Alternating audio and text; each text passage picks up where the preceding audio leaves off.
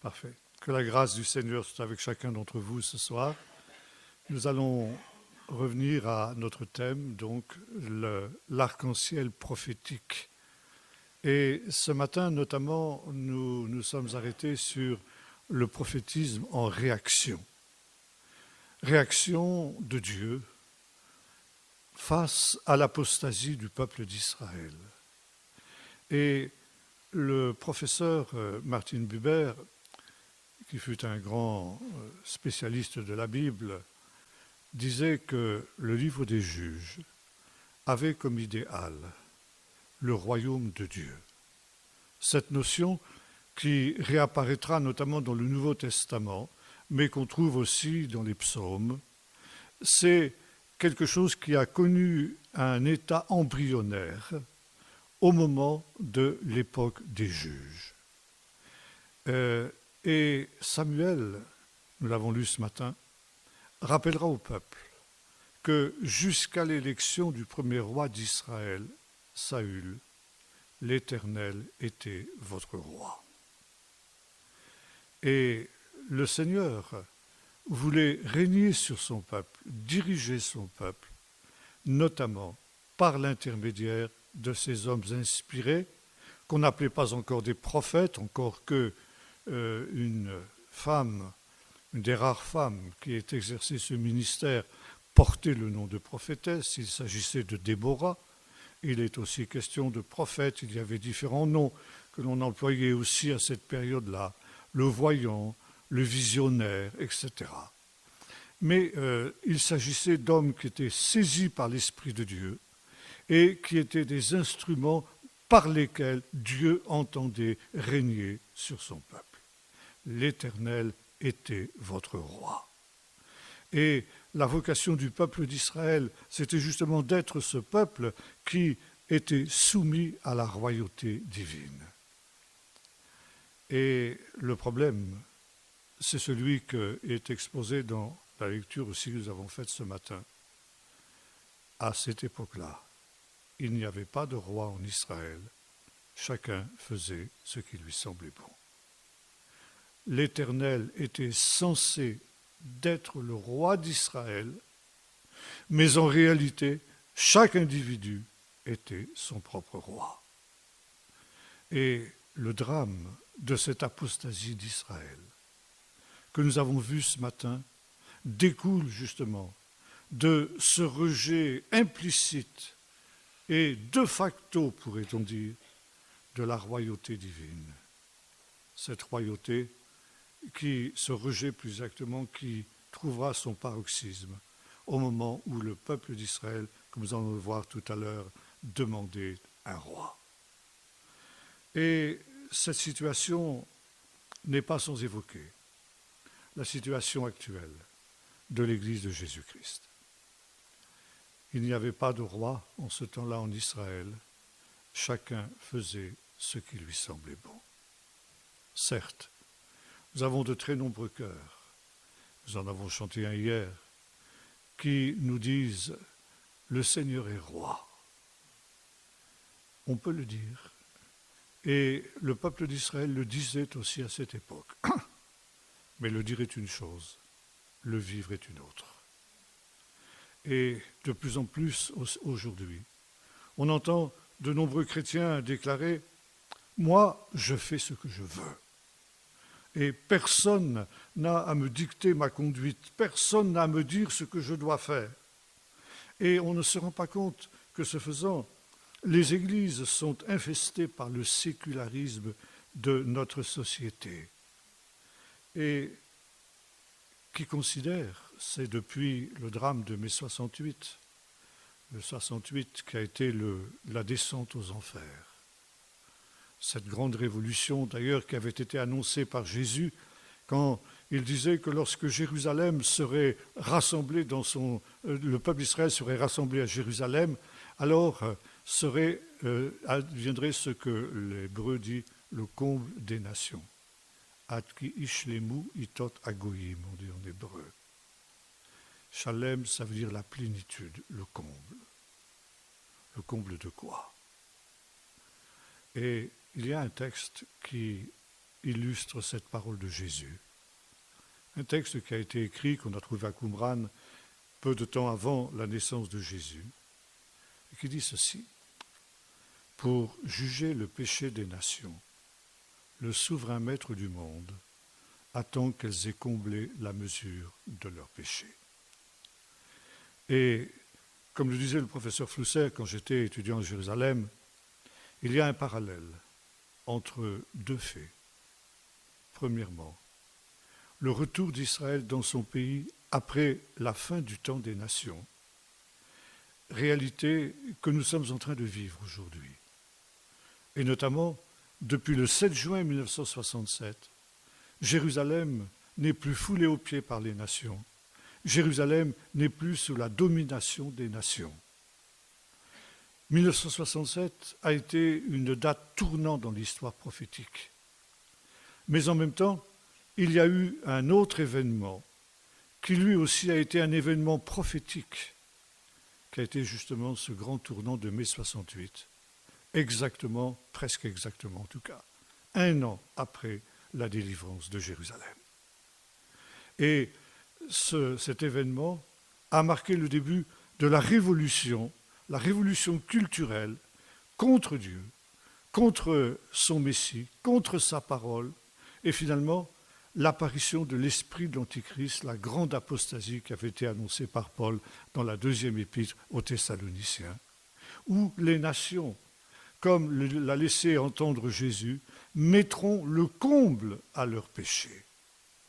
Et de fait, depuis 1968, nous avons assisté à cette longue dégringolade, cette révolte contre Dieu, et avec tout ce corollaire de l'immoralité qui s'est propagée avec une vitesse extraordinaire, que ce soit d'abord par l'avortement, par ensuite toute la libéralisation des mœurs, comme on l'a dit, le concubinage, le divorce facile et tout ce qui en découle, et pour aboutir maintenant à l'homosexualité et à l'euthanasie que l'on est en train de nous vendre aujourd'hui, notamment par l'intermédiaire de toute une manipulation à laquelle on a assisté cet été au moment de l'affaire du malheureux Vincent Lambert.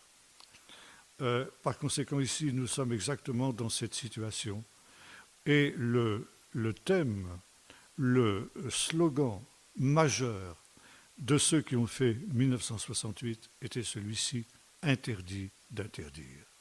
Chacun faisait ce qui lui semblait bon. Et ce slogan est tout simplement celui de l'Antichrist, dont il nous est dit dans la 2e épître aux Thessaloniciens qu'il s'élèvera justement contre tout ce que l'on appelle Dieu et qu'il s'élèvera contre toute loi. Il est, comme le dit le texte grec, l'homme anomos. En grec, ça veut dire l'homme sans loi. Et qui va répandre ce que le texte appelle l'anomia, c'est-à-dire l'absence de loi. Interdit d'interdire.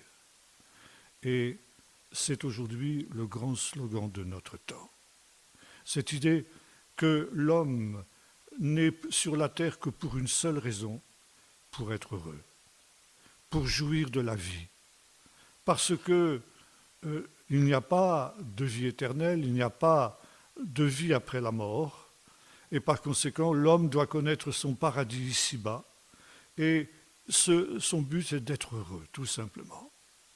Et le bonheur est corollaire d'une liberté totale, c'est-à-dire que l'homme soit à même de réaliser tous ses désirs, toutes ses convoitises, tous ses souhaits, et par conséquent qu'il n'y ait plus de limite. Et Dieu, c'est une limite. Sa parole est une limite. Donc il faut s'affranchir de toute limite. Et aujourd'hui, on va même plus loin, l'homme dans sa folie, dans son orgueil, s'imagine qu'il va pouvoir même s'affranchir des limites que sont la mort, la finitude, et finalement qu'il va devenir Dieu lui-même, parce que le propre de Dieu, c'est justement qu'il est éternel et qu'il est immortel. Et nous voyons ici apparaître l'esprit de l'Antichrist qui se proclame lui-même Dieu jusqu'à s'asseoir dans le temple de Dieu. Et sous cette influence aujourd'hui, nous voyons apparaître ce que j'appellerais un pseudo-christianisme, un autre évangile, une religion naturelle d'une culture où le moi est au centre. Je fais ce que je veux. L'Église est devenue un ensemble d'individus autonomes destinés à profiter de la vie. Et la notion du corps, la notion d'être un ensemble est quelque chose qui est en train de disparaître dans l'Église moderne. On est des individus juxtaposés les uns aux autres, qui sont gouvernés essentiellement non plus par la réflexion, mais par l'émotion. Et ça, c'est exactement ce que nous trouvons dans le monde aujourd'hui. C'est ce que l'on ressent qui est important. Et les choix n'ont à faire que précisément sous le coup de l'émotion. Et ça, c'est extrêmement dangereux. Et aujourd'hui, plus d'un a fait naufrage parce que justement, il a cédé à ses émotions. La volonté individuelle est considérée comme le bien le plus précieux et celui qui doit être le plus respecté. Je fais ce que je veux. J'ai mon père qui est décédé à 98 ans et lorsqu'il est arrivé dans la petite église à côté de Vannes qu'il fréquentait, il a eu cette réflexion auprès du pasteur. Il lui a dit « Mais est-ce que vous ne pensez pas qu'il conviendrait de mettre à l'entrée de l'église un écrit sur lequel il y a la confession de foi de l'église ? Parce que s'il venait des nouveaux venus au milieu de nous, peut-être qu'ils voudraient savoir ce que nous croyons. » Et c'était très logique. Mais j'ai dit à mon père, tu sais, les gens d'aujourd'hui ne réagissent plus comme ça. Autrefois, de ton temps, c'est vrai, on choisissait une église en fonction de ce qu'elle croyait. Et on comparait cette confession de foi de l'Église avec la Bible et on se rattachait à l'Église dont la confession de foi était la plus proche du message biblique. Mais aujourd'hui, les gens ne choisissent plus une Église en fonction de sa fidélité ou de sa non-fidélité à la Bible, mais en fonction du fait qu'ils s'y sentent bien ou qu'ils ne s'y sentent pas bien. Et peu importe ce que l'on y proclame, ce que l'on y prêche, l'essentiel, c'est que l'on s'y sente bien. Et nous sommes entrés dans cette aberration qui est celle du monde moderne, où ce qui compte avant tout, c'est le bien-être. Et les églises sont devenues des centres de bien-être, où on continue à jouir aussi de tout ce qui pourrait apporter à l'être humain la satisfaction dont il a besoin. Mais comme nous l'avons vu ce matin, aujourd'hui, le Seigneur est en train de susciter des oppositions. Et aujourd'hui, il y a un énorme problème qui est en train de naître, comme celui à l'époque des juges. Chacun faisait ce qui lui semblait bon, et l'on pensait que c'était la liberté, et en réalité, c'était l'esclavage. Et voilà donc ici cette situation qui était celle du peuple d'Israël. Et maintenant, nous voyons apparaître, je voudrais ici lire un texte qui est très très connu. C'est dans le chapitre 3 du premier livre de Samuel, où, verset 1er, nous est dit « Le jeune Samuel était au service de l'Éternel, auprès d'Élie. La parole de l'Éternel était rare dans ce temps-là. Les visions n'étaient pas fréquentes. En ce même temps, Élie était couché à sa place. Ses yeux commençaient à s'affaiblir, il ne pouvait plus voir. La lampe de l'Éternel n'était pas encore éteinte et Samuel était couché dans le temple de l'Éternel où était l'arche. Alors l'Éternel appela Samuel. Il répondit « Me voici ». Il courut vers Élie et lui dit « Me voici, car tu m'as appelé ». Il répondit « Non, je n'ai pas appelé, retourne te coucher ». Il alla se coucher.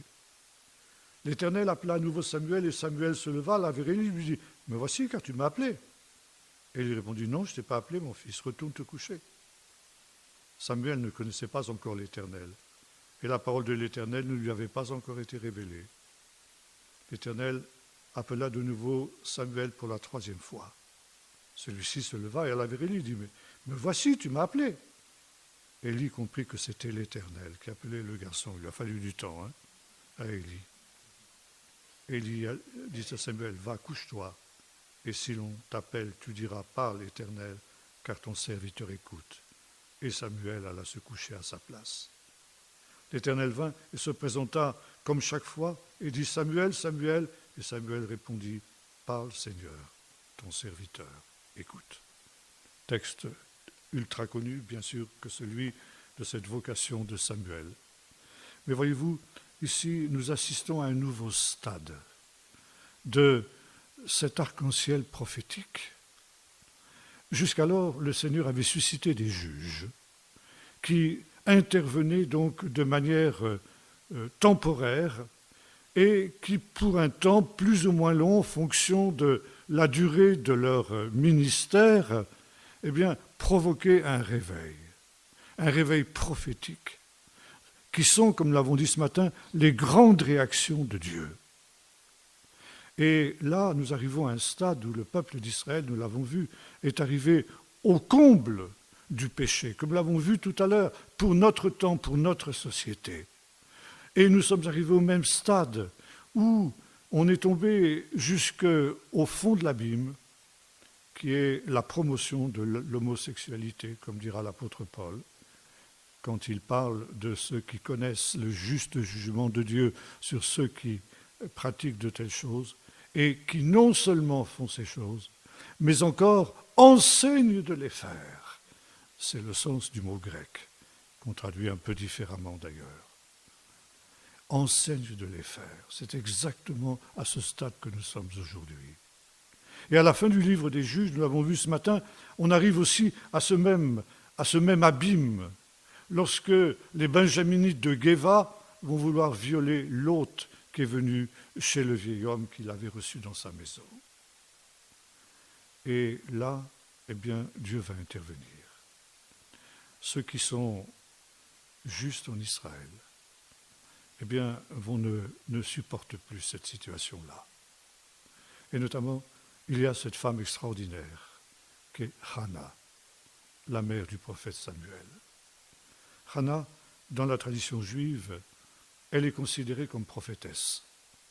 Et sa prière, sa magnifique prière, ce cantique de louange qu'elle exprime au Seigneur après la naissance de son fils, après l'exaucement dont Dieu l'a comblé, est, dans la tradition juive, le modèle de toutes les prières juives.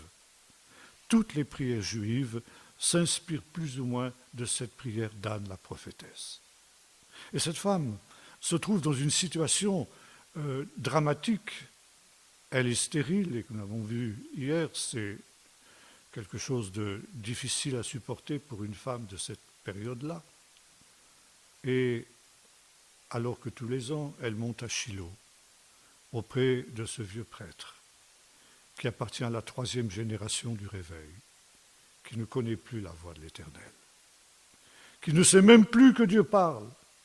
Et il faudra qu'à 3 reprises, nous l'avons vu, le jeune Samuel vienne vers lui pour qu'enfin Élie comprenne que c'est Dieu qui parle.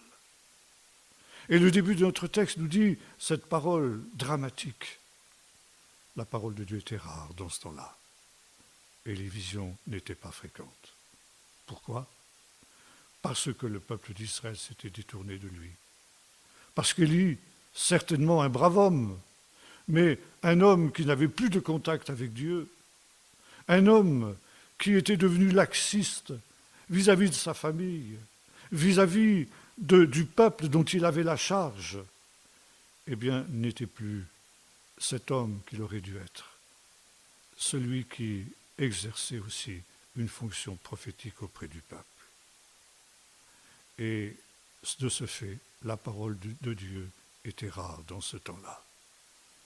Et il a fallu longtemps pour que Élie comprenne que Dieu était celui qui voulait parler à nouveau.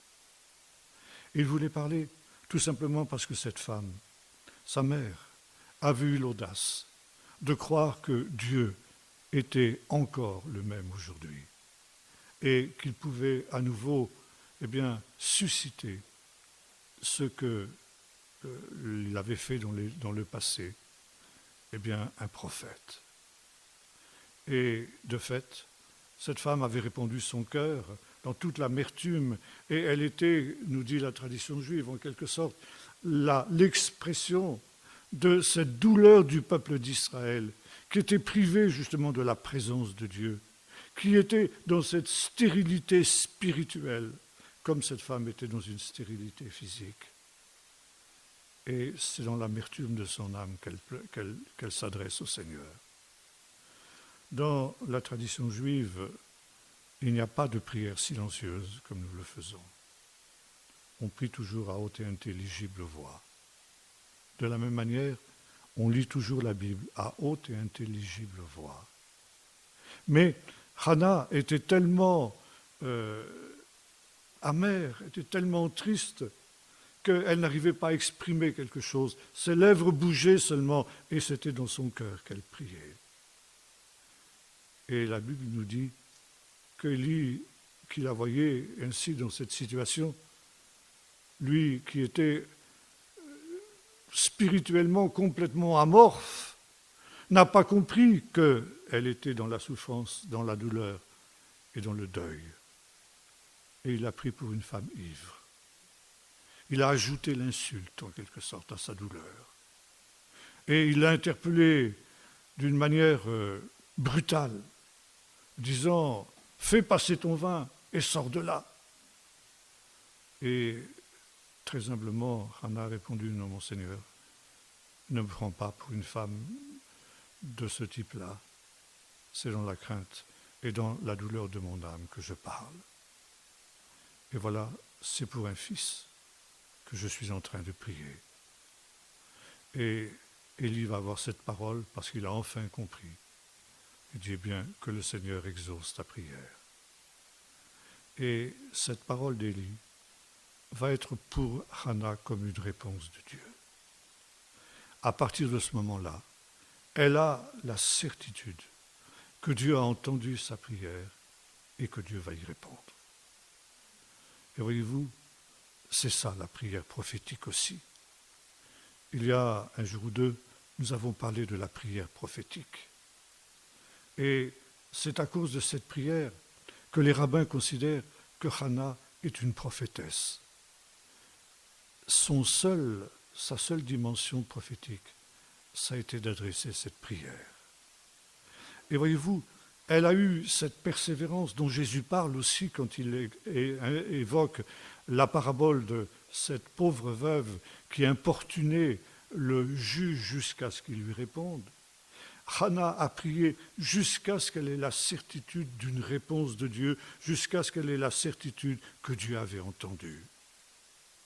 Et la parole de ce prêtre, ce grand prêtre qui était loin d'être un homme spirituel, mais qui, parce qu'il était grand prêtre d'une certaine manière, a aussi prophétisé, comme ce sera le cas de Caïphe, quand il va prophétiser sur la mort de Jésus, eh bien, c'est une réponse de Dieu pour elle. Dieu a entendu. Dieu a entendu cette prière. Et à partir de ce moment-là, eh bien, tout son comportement change.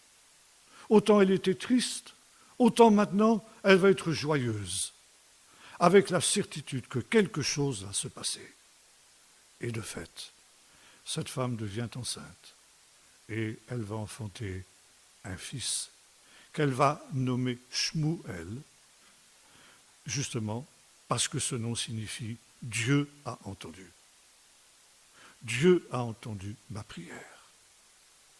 Et voyez-vous, c'est la prière prophétique qui arrive à un stade où elle a la certitude que cette prière a été entendue. Dieu a entendu. Et à partir du moment où l'on a cette certitude que Dieu a entendu, eh bien, effectivement, il n'est plus nécessaire de prier. Dieu a entendu et Dieu va répondre. C'est une certitude. C'est la foi dans son expression la plus élaborée qui soit.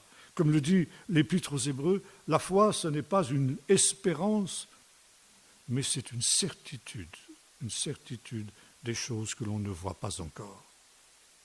Elle ne voyait rien encore, cette femme, mais elle avait la certitude qu'elle avait été entendue de Dieu et qu'elle avait reçu ce qu'elle avait demandé. Et telle doit être la prière du peuple de Dieu, et notamment dans ces temps de stérilité spirituelle. Et cette Église qui est stérile comme l'était Hannah doit aussi intercéder pour que de son sein sortent des prophètes, des hommes qui seront comme Samuel, mais non plus simplement des juges qui vont intervenir pour un peu de temps, mais Samuel va devenir le premier des véritables prophètes. À cette époque-là, on ne les appelle pas encore comme ça. Et le titre que l'on va donner à Samuel, c'est Samuel Aroé, Shmuel Aroé, on dit en hébreu, c'est-à-dire Samuel le voyant. Plus tard, nous est-il dit, celui qu'on appelait le voyant à cette époque sera appelé le prophète. Donc on peut dire que Samuel est le premier des prophètes. Et après avoir vu des prophètes qui étaient en réaction à l'époque des juges, nous assistons maintenant à une première lignée de prophètes qui vont être des prophètes en fonction. Et par l'intermédiaire de ces prophètes, Dieu va régner sur son peuple. Dieu va reprendre cette souveraineté qui lui a été disputée au moment justement de l'époque des juges, où il n'y avait pas de roi en Israël et chacun faisait ce qui lui semblait bon.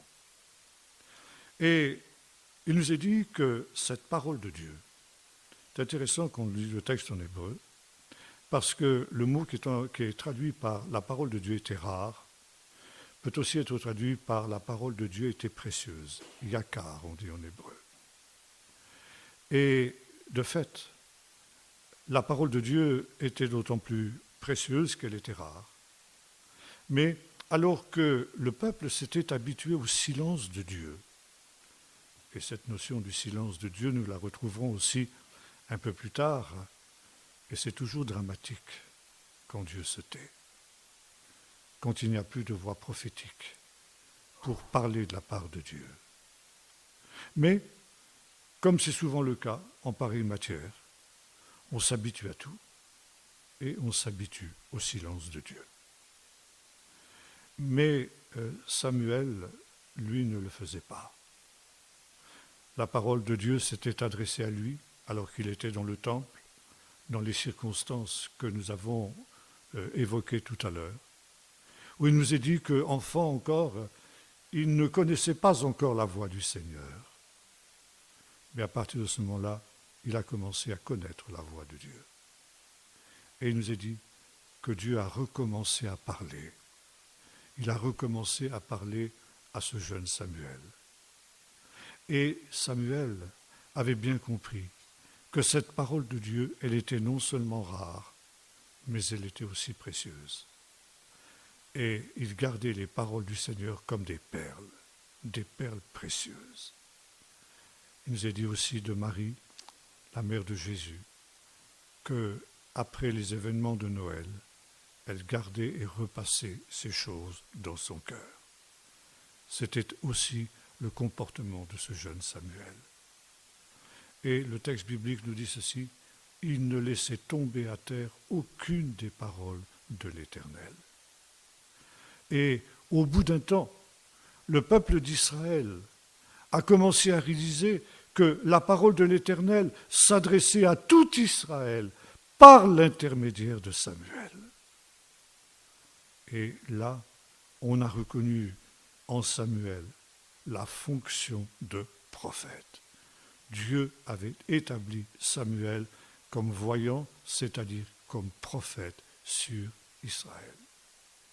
Et le Seigneur, on venait le consulter par l'intermédiaire de Samuel pour des petites et pour des grandes choses.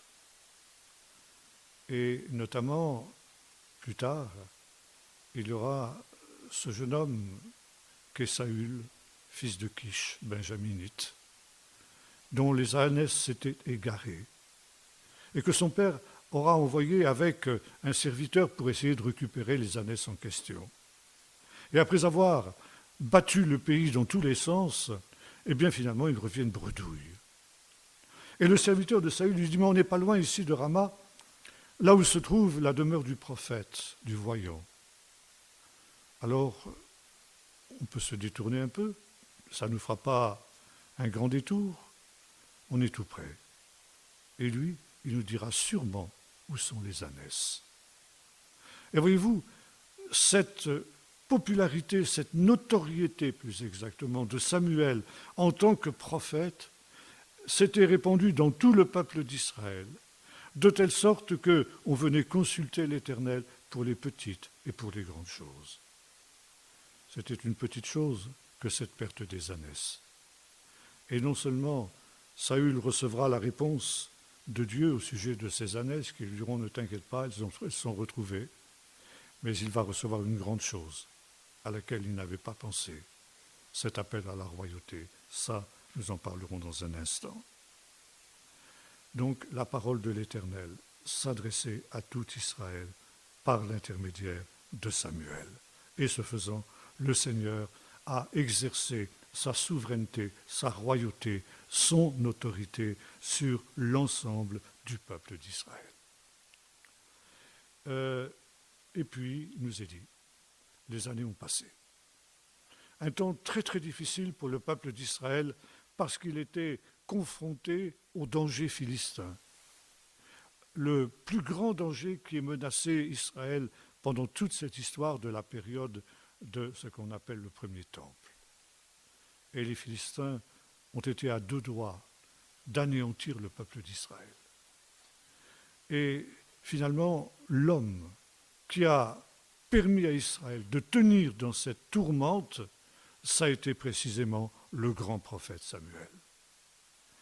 Samuel a maintenu vivace la flamme du culte de l'Éternel, a maintenu vivace la certitude que Dieu allait intervenir et Dieu allait délivrer son peuple de la main des Philistins et allait lui donner la supériorité sur ce peuple qui avait une grande supériorité militaire sur tous les peuples d'alentour, y compris les Égyptiens.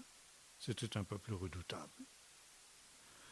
Et Samuel va être véritablement le sauveur d'Israël. Un homme totalement désintéressé, un homme qui n'avait d'autre but que la gloire de Dieu et qui, comme il le dira lui-même, n'aurait pas pris un lacet de souliers qui ne lui appartenait pas en récompense pour les services qu'il rendait au peuple d'Israël. Les années passent et il nous est dit, à travers toutes les vicissitudes que le peuple d'Israël a connues à cette période, que Samuel vieillit. Et non seulement il vieillit, mais on voit mal qui va pouvoir le remplacer après lui. Ses fils ne sont pas à la hauteur de ce qu'a été leur père. C'est surprenant, parce que, à l'inverse des fils d'Élie, qui eux étaient dévoriens parce que leur père était un laxiste, on peut penser que ces fils de Samuel avaient reçu une excellente éducation de la part de leur père. Ils avaient vu l'exemple de leur père. Mais pour des raisons qui nous échappent et que la Bible n'évoque pas, finalement, ils n'avaient pas marché sur les traces de leur père. Et finalement, les anciens d'Israël, anticipant l'avenir, viennent vers Samuel et lui disent « Écoute, Samuel, tu ne rajeunis pas et il faudrait penser un peu à ta succession. Qu'est-ce que tu nous proposes ?» Et Samuel n'a pas grand-chose à proposer, effectivement. Dieu n'a pas encore suscité un autre prophète. Nous sommes aussi dans une période qui finalement est une période difficile où l'apostasie et le réveil se livrent un combat, pourrait-on dire. Et finalement, puisque Samuel n'a pas vraiment de solution, les anciens disent, nous on a une solution. Donne-nous un roi.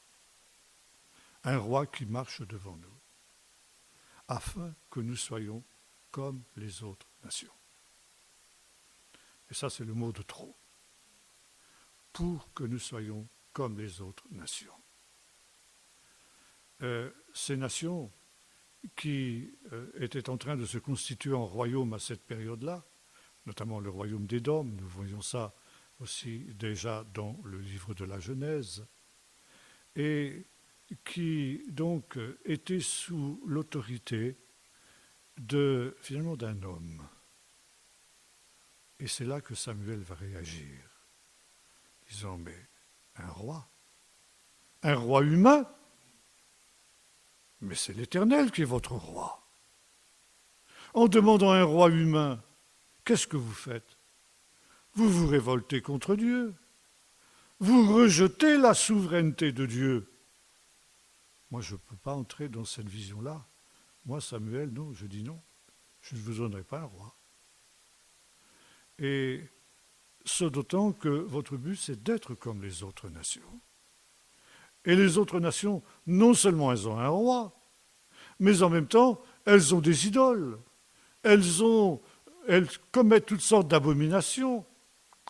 Et vous risquez, vous aussi, d'être entraînés dans ces aberrations des nations. Être comme les autres. C'est toujours la grande tentation du peuple d'Israël. Et si actuellement le peuple d'Israël est en crise politique grave, comme on le sait, c'est aussi parce qu'il y a toute une partie du peuple d'Israël aujourd'hui qui, comme à l'époque de Saül, veut être comme les autres nations. Et on veut se comporter comme les autres nations. On veut libéraliser l'avortement comme dans les autres nations. On veut pratiquer l'homosexualité comme les autres nations. Et c'est le drame aujourd'hui du peuple d'Israël. Mais c'est aussi le drame de l'Église. L'Église moderne aussi veut être comme les autres nations et préfère souvent un roi humain plutôt que la souveraineté de Dieu. Un roi humain qui va pouvoir en quelque sorte satisfaire leurs désirs, satisfaire leurs ambitions de grandeur, de renommée parmi les autres peuples. Être comme les autres, nous expliquent les psychologues toujours la tentation de l'être humain. Dès sa plus tendre enfance, l'enfant imite. Il imite ses parents. C'est normal. Et c'est là aussi que le rôle des parents est très important. Car quel exemple vont-ils donner aux enfants? Si on imite les parents pour le bien, alors c'est positif. Mais si l'exemple donné par les parents est négatif, les enfants vont imiter aussi la conduite négative des parents. Et ça va donner des délinquants. Et ça aussi, c'est un problème pour notre temps. C'est un problème aussi dans le monde chrétien. Mais on voit aussi les adolescents, et ils cherchent à imiter les copains. Autrement, on est la risée des copains. Alors on n'aime pas être la risée. C'est jamais agréable. Ça fait pourtant partie de la croix quelquefois. Et Jésus a dit, heureux serez-vous lorsqu'on vous méprisera, lorsqu'on vous outragera, lorsque on dira toutes sortes de mal de vous à cause de moi. Au contraire, réjouissez-vous et soyez dans l'allégresse, parce que votre récompense sera grande dans les cieux. C'est ainsi qu'on a persécuté les prophètes qui étaient avant vous. Et si l'Église doit être une Église prophétique, il faut qu'elle soit prête à être différente des autres nations. Et dans les réveils, lorsque interviennent les réveils, un des thèmes essentiels de la prédication de ceux qui sont animés de l'Esprit de Dieu, c'est cette parole de l'apôtre Paul. Ne vous conformez pas au monde présent, mais soyez renouvelés par soyez transformés par le renouvellement de l'intelligence. Ne vous conformez pas, soyez différents. Et justement, être différent, c'est ce que la Bible appelle la sanctification. Le départ de la sanctification, c'est d'abord une mise à part, c'est être différent. Et le prophète est un homme qui est sanctifié, ça veut dire qu'il est mis à part pour Dieu. Ne vous conformez pas. Aujourd'hui, on a un autre message, tout à fait différent. C'est l'inverse. Conformez-vous au monde. Parce que pour pouvoir gagner le monde, pour pouvoir gagner les inconvertis, il faut se faire tout à tous. Et voyez-vous, on prend ce verset hors de son contexte pour en faire un mode de conduite qui est absolument anti-biblique. Être juif avec les juifs, grec avec les grecs, fort avec les forts, faible avec les faibles, pour gagner les uns les autres, oui, Paul enseigne cela. Mais ça ne veut pas dire que nous devons les imiter et leur ressembler. Je me souviens de cette église dans laquelle je me trouvais, c'était dans la région parisienne, où il y avait un spectacle, disons, qui m'a profondément heurté, qui m'a profondément choqué. C'était un spectacle d'une danse qu'on trouve dans le monde qu'on appelle le hip-hop. C'était la première fois que je voyais ce genre de danse.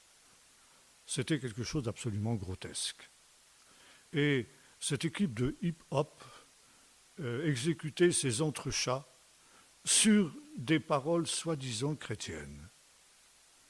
Et ceux qui présentaient ce spectacle ont dit ceci, vous voyez, nous voulons montrer aux inconvertis que nous aussi, nous savons nous amuser comme eux, mais sainement. Ça reste à voir. Et voyez-vous, c'est un évangile facile.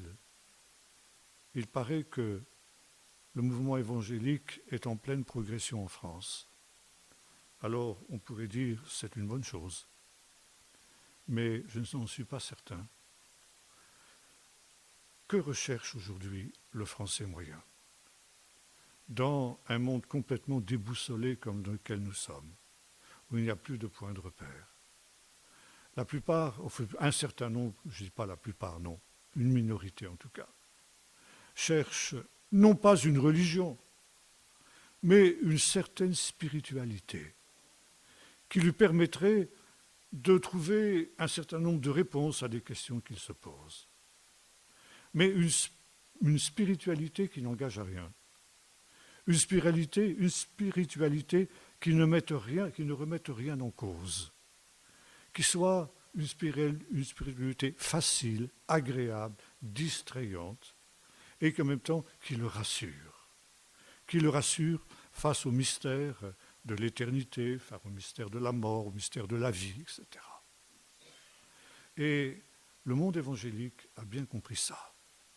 Ça, c'est l'aspiration du Français moyen. Et de fait, le pseudo-christianisme évangélique que j'évoquais tout à l'heure, influencé justement comme l'était le temps des juges et comme l'était la troisième génération par les Cananéens au milieu desquels ils vivaient, eh bien, présente de fait à nos contemporains un évangile facile, divertissant, amusant et qui les rassure à bon compte. Mais je ne suis pas certain qu'il y ait l'approbation de Dieu sur ces choses. Comme le mouvement progresse, que l'on a du monde, on dit « c'est la preuve que nous sommes dans le vrai, c'est la preuve que Dieu nous bénit ». Mais le nombre n'a jamais été un critère de vérité pour Dieu. Et souvent, pour le nombre, il faut sacrifier la qualité. Et pour Dieu, c'est ça qui compte. Mieux vaut 10 hommes qui soient véritablement des hommes de Dieu que 1000 personnes qui sont tièdes, comme l'était l'église de Laodicée. Et l'église de Laodicée était aussi dans cette situation. Et ceux qui la composaient disaient « Nous sommes riches, nous nous sommes enrichis, nous n'avons besoin de rien ». Et le Seigneur lui dit « Tu ne sais pas que tu es pauvre, misérable, aveugle et nu ». Dieu avait un autre regard. Et je ne suis pas certain que le regard qu'on a sur les évangéliques aujourd'hui est forcément le regard de Dieu. Et pourtant, il serait tellement important que l'on sache comment Dieu nous voit et que Dieu nous dise exactement ce que nous sommes devant lui, ce que nous sommes à ses yeux. Être comme les autres nations. Alors, et on se comporte comme eux. On s'habille comme eux, on fornique comme eux, on s'amuse d'une manière plus ou moins discutable comme eux. On cherche d'abord les choses du monde comme eux, la réussite comme eux, le bonheur comme eux. Et nos églises sont en train de devenir des centres qui fonctionnent comme des espèces de centres de loisirs intégrés à la culture laïque qu'elles prétendent évangéliser. Et les chrétiens ne se rendent pas compte qu'en agissant de cette manière-là, ils sont en train de se détruire eux-mêmes. Ils travaillent à leur propre destruction. Et c'est vrai particulièrement des évangéliques. Parce qu'aujourd'hui, nous sommes dans un monde où tout est bouleversé. Toutes les églises sont ébranlées les unes après les autres. Seulement, ces églises, elles ont avec elles un passé, une histoire. Elles ont des traditions, elles ont une liturgie. Des choses qui ne sont pas forcément valables aux yeux de Dieu, mais qui, sur un plan strictement humain, leur permettent d'encaisser le choc de la modernité beaucoup plus facilement que les évangéliques qui, eux, n'ont pas ces choses. Et les églises évangéliques sont beaucoup plus fragiles face aux défis de cette époque moderne parce qu'elles sont instables par nature. Et quand on abaisse Dieu et l'Évangile au niveau de cette pauvre culture populaire, eh bien, c'est l'autodestruction de l'Église, être comme les autres nations.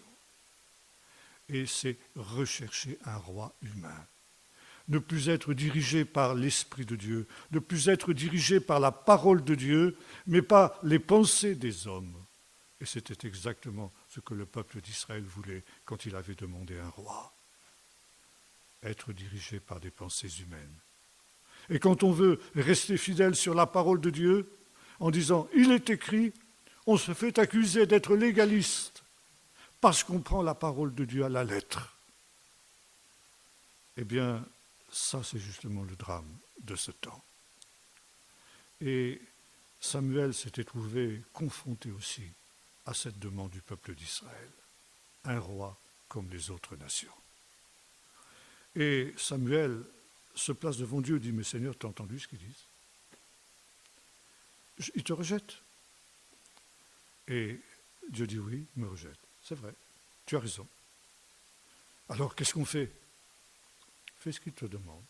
Donne-leur un roi. » Étonnant. Et certainement pour Samuel, ça a été très étonnant. Ils veulent un roi, ils auront un roi. Mais tu vas les avertir de ce que ça va leur coûter un roi. Ils s'imaginent qu'ils vont pouvoir réussir beaucoup mieux quand ils auront un roi, mais en fait, ça va être exactement l'inverse. Et ils vont perdre leur liberté. Un roi, c'est automatiquement un système totalitaire qui va s'installer. Et tu vas les avertir. Tu vas leur dire, le roi, il prendra vos fils et vos filles. Vos fils, il en fera des guerriers, des conducteurs de chars, etc. Vos filles, des servantes et des cuisinières. Il prendra vos meilleurs bœufs, vos meilleurs ânes, les meilleures productions de votre pays, et vous allez être réduits en esclavage comme vous l'étiez en Égypte. À ce moment-là, vous crierez à Dieu contre le roi que vous vous serez donné, mais le Seigneur ne vous écoutera pas. Et Samuel rapporte toutes ces paroles au peuple.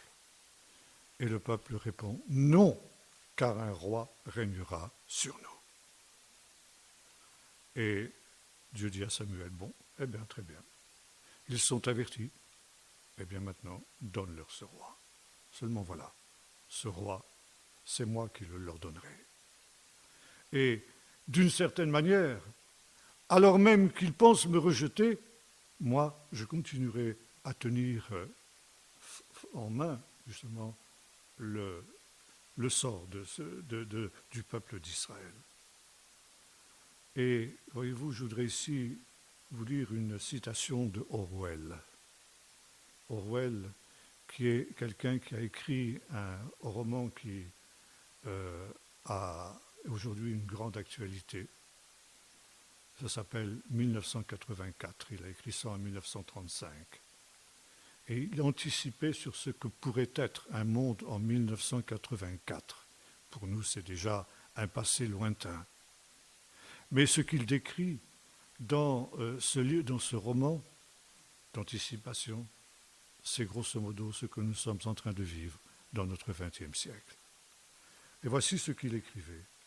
Une dictature parfaite serait une dictature qui aurait l'apparence de la démocratie, une prison sans murs dont les prisonniers ne chercheraient pas à s'évader, un système d'esclavage où, grâce à la consommation et au divertissement, les esclaves auraient l'amour de leur servitude. Eh bien, justement, nous sommes exactement dans cette situation-là aujourd'hui. Et nous sommes aujourd'hui confrontés à cette civilisation totalitaire où la passion du bien-être est la mère de toutes les servitudes, comme le disait Orwell. Le péché social, ce qu'il appelait le péché social, où l'homme accepte de renoncer à sa liberté en se conformant à la pression sociale. Voyez-vous, mai 68 disait « interdit d'interdire ». Vous êtes libre de faire n'importe quoi.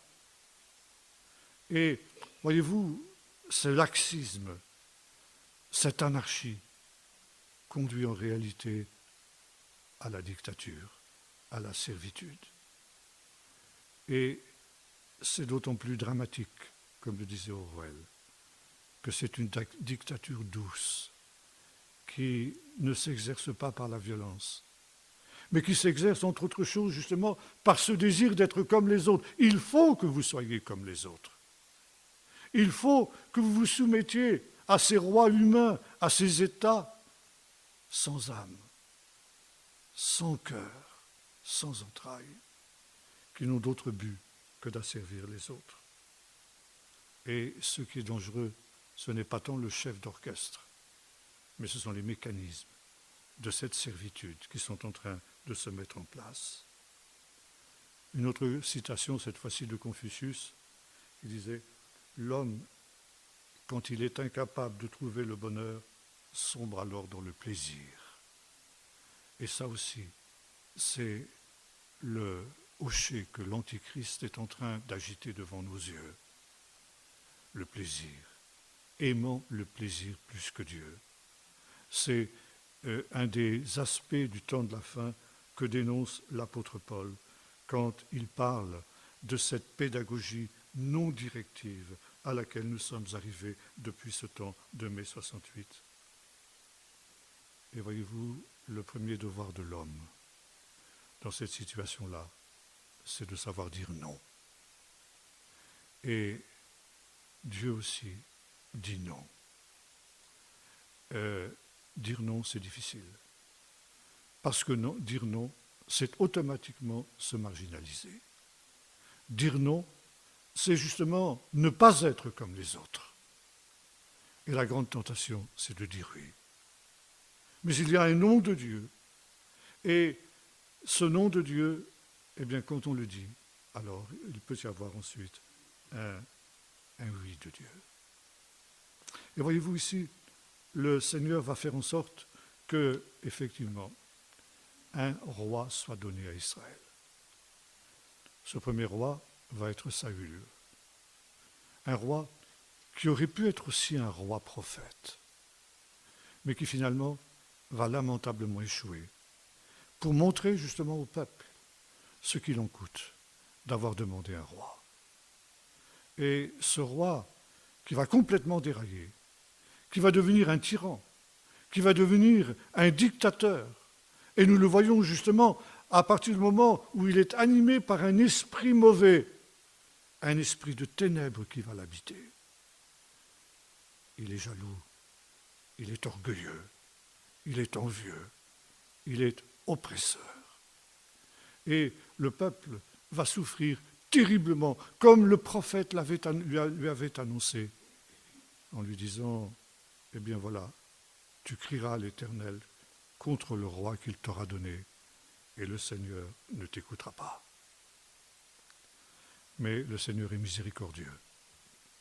Et alors même qu'il s'est rendu compte que Saül est absolument en train de dériver, eh bien, Dieu va susciter un autre roi. Un roi dont il dira un roi selon son cœur. Et ce roi sera le prototype du roi idéal, du roi Messie. Et ce sera un roi qui sera en même temps un roi prophète, David. Et là, ce sera le summum de la prophétie en fonction, du prophète en fonction. Non seulement David sera lui-même un prophète, alors que Saül, comme nous l'avons dit, aurait pu l'être, mais ne l'a pas été, mais en même temps, il sera entouré de prophètes, de Nathan, de Gad, de Iddo le voyant, et de tout un ensemble d'hommes qui vont être animés par l'Esprit de Dieu, parce que l'Esprit de Dieu va revenir au sein du peuple d'Israël quand la prophétie sera établie en fonction d'une manière ferme au sein du peuple d'Israël. Et nous entendons dire dans le livre des Chroniques qu'il y avait même à cette époque-là des Lévites qui prophétisaient au son de la harpe, justement la harpe dont nous avons entendu tout à l'heure des extraits. La harpe qui est l'instrument des prophètes par excellence. Et David notamment était non seulement un prophète, mais c'était aussi un musicien. On sait qu'il a composé l'essentiel des psaumes qui composent le psautier.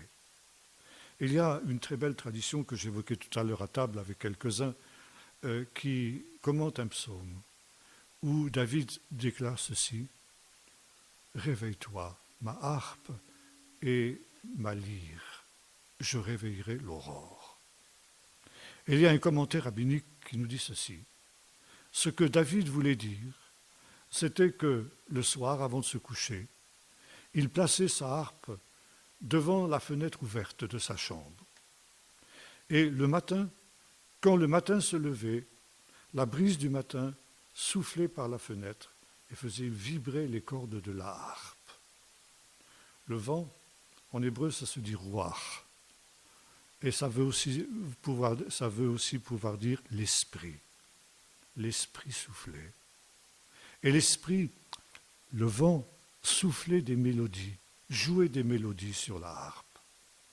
Et David était réveillé au son de la harpe, des harpes de Dieu.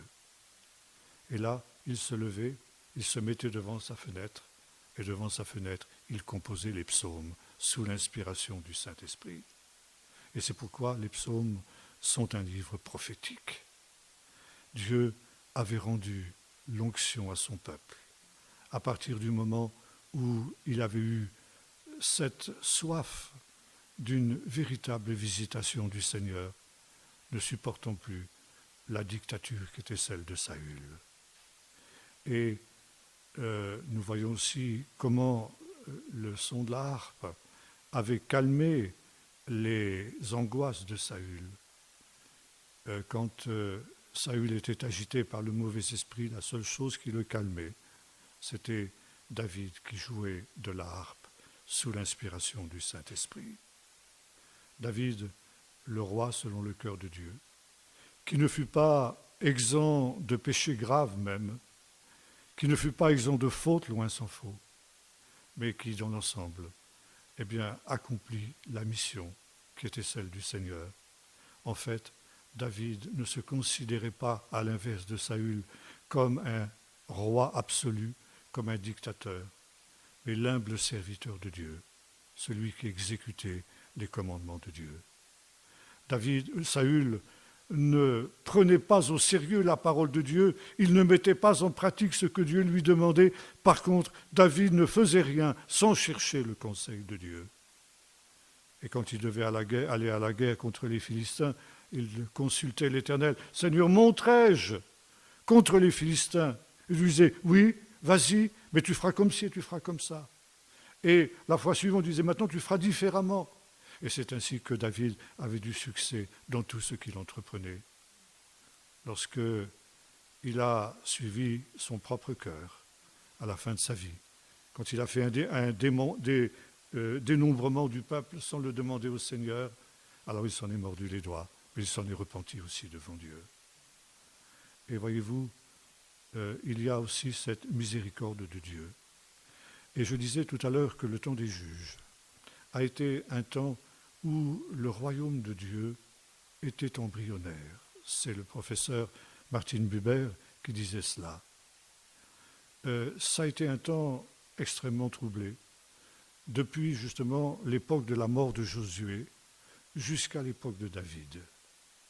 Et on est descendu jusqu'au fond du gouffre à l'époque de la fin du temps des juges et du début de l'apparition de Samuel. Mais finalement, est arrivé l'avènement de ce royaume de Dieu qui était embryonnaire en la personne de David. Et David, bien sûr, est l'archétype, le prototype du Messie. Il est d'ailleurs appelé Messie de Dieu, ça veut dire celui qui a été oint, loin de l'Éternel, ça se dit Mashiach en hébreu, c'est le mot Messie. Et ce faisant, il indique qu'après ce temps de détresse, vient le royaume de Dieu.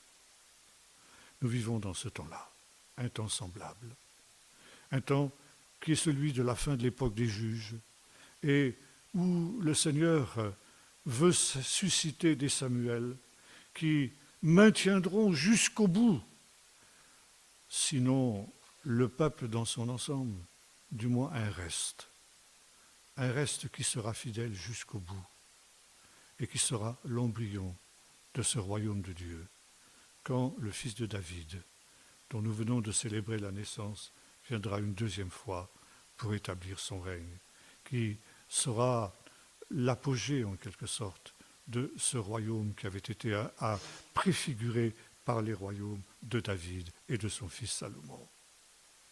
Et c'est la raison pour laquelle ce temps, malgré tout ce qu'il peut y avoir de négatif, est un temps d'espérance, parce que le Seigneur vient bientôt.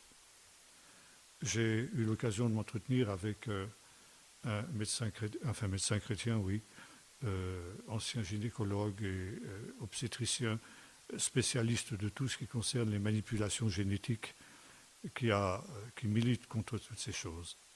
Il me disait ceci, vous savez, les hommes sont devenus tellement fous, ce n'est pas seulement les savants qui sont devenus fous, c'est la science tout entière qui est devenue folle. Et ces savants-là nous conduisent à l'abîme, ne se rendant pas compte qu'ils jouent les apprentis sorciers.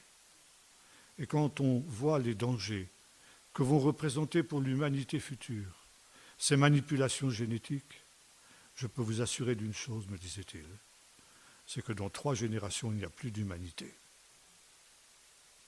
J'ai dit Alléluia, merci Seigneur. Pourquoi ? Parce que ça veut dire que le Seigneur ne permettra pas qu'on arrive à cette extrémité-là, mais qu'il enverra le Fils de Dieu, il enverra le Messie avant ce temps-là. Donc nous n'avons plus longtemps à attendre. Le Seigneur est proche. L'avènement du royaume est proche. L'avènement du Fils de David est proche. Et ce sera le couronnement de cet arc-en-ciel prophétique qui a traversé toutes sortes de vicissitudes, qui aura traversé toutes sortes d'orages, toutes sortes de tempêtes, comme ce fut le cas pour le temps des juges, mais qui finira par l'apparition et qui annoncera la venue de ce soleil de justice qui se lèvera au dernier jour pour les justes, et la guérison sera sous ses ailes. Nous allons prier. Seigneur notre Dieu, merci parce que dans ce monde qui est totalement sans issue, depuis l'alliance avec Noé, alors que cette humanité ne cesse de se révolter contre toi, rejetant ta souveraineté, rejetant ta royauté, et cela jusqu'au sein de tes églises. Toi, néanmoins, Seigneur, malgré le fait que tu es rejeté, méprisé, bafoué, tu ne cesses d'accompagner l'homme dans son histoire. Tu ne cesses d'intervenir, Seigneur, pour éviter le pire. et au contraire pour préparer le meilleur. Et Seigneur, au milieu de ces ténèbres, au milieu de ces tempêtes, nous te remercions parce que ta parole brille comme un arc-en-ciel. Tes promesses prophétiques brillent comme un arc-en-ciel. Et au moment même, Seigneur, où pour ton peuple d'Israël il était tombé au plus bas, c'est là que tu as fait surgir ce roi David, Seigneur, qui a établi ton royaume. Et nous croyons, Seigneur, que dans ces temps de ténèbres, où humainement parlant, comme le disait ce médecin, tout est perdu. Toi, Seigneur, tu as la solution, tu as la réponse. Et que bientôt, très bientôt, tu établiras ce fils de David, qui s'assiera sur le trône de David son père, et qui régnera sur la maison de Jacob et sur le monde entier à perpétuité. Aussi, Seigneur, nous te disons, viens bientôt. Hâte ces choses en leur temps, comme le disait le prophète. Abrège ces jours abominables pour que, à cause des élus, eh bien, il y ait des hommes et des femmes qui puissent apparaître debout devant le Fils de l'homme quand il viendra. Seigneur, suscite dans cette Église qui est stérile des prophètes. Et comme Hannah, la mère de Samuel, nous voulons aussi intercéder pour que tu suscites des prophètes qui maintiennent debout ce reste jusqu'à ce que vienne le Fils de David, jusqu'à ce que vienne le royaume de Dieu. Et nous te prions, Seigneur, pour que tu fasses que chacun d'entre nous qui sommes ici ce soir, nous puissions appartenir à ce reste et avoir la possibilité d'accueillir dans la joie et dans l'espérance ce royaume qui vient. Et c'est pourquoi avec l'Esprit et l'Épouse, nous te disons Amen, Maranatha, viens Seigneur Jésus.